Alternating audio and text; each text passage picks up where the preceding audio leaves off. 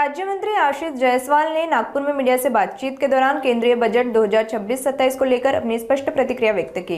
जायसवाल ने बताया कि 11 फरवरी से जिला तथा विभाग के अनुसार बैठकें आयोजित की जाएंगी और राज्य की आर्थिक स्थिति पर चर्चा कर कार्यों की योजना बनाई जाएगी। आगे जायसवाल ने मुख्यमंत्री देवेंद्र फडणवीस के अनुभव और दृष्टिकोण से राज्य को विजन 2047 के अनुसार बजट कार्य करने की बात कही। सुनिए राज्य मंत्री आशीष जायसवाल का विस्तृत बयान।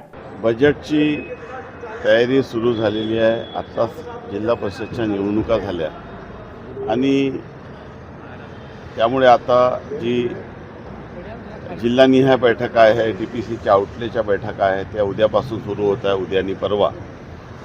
यासोबतच मग विभागवाईज आढावा देखील घेण्याचा प्रयत्न आहे आणि त्यातून भविष्यात महाराष्ट्रामध्ये अधिक चांगलं काम आपल्याला कसं करता येईल।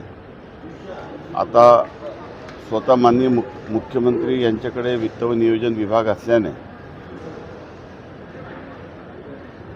महाराष्ट्राच्या सर्व आर्थिक परिस्थितीचा आढावा घेऊन भविष्यात प्राधान्य क्षेत्रामध्ये कुठले कामं घ्यावे, अपूर्ण प्रकल्प कशा पद्धतीने पूर्ण करावे, भांडवली गुंतवणूक जास्तीत जास्त कशी करावी आणि महाराष्ट्राला अधिक गतिमान करण्यासाठी जे संकल्प केलेला आहे विजन 2047, या सर्व दृष्टिकोनाचा विचार करून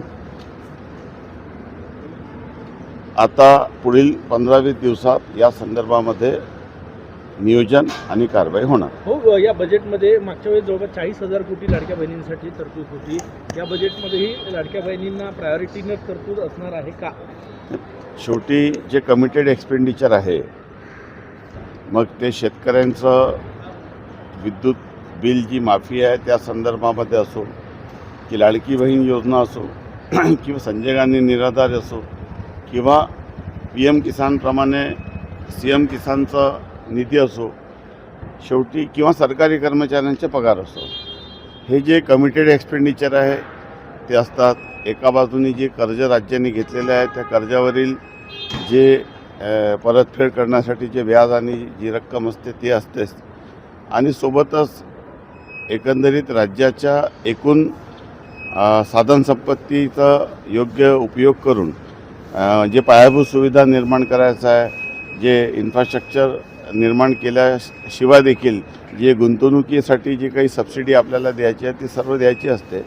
परंतु देवेंद्रजी एक अतिशय सक्षम आणि अनुभवी व्यक्तिमत्व आहे आणि त्यामुळे या देशामध्ये महाराष्ट्राची अर्थव्यवस्था खूप मोठी आहे। त्यामुळे या सर्व त्यांच्या अनुभवातून एक योग्य दिशा आणि महाराष्ट्राला गतिमान करण्याच्या दृष्टीने निश्चितच जो चित्र आहे तो आपल्याला दिसेल।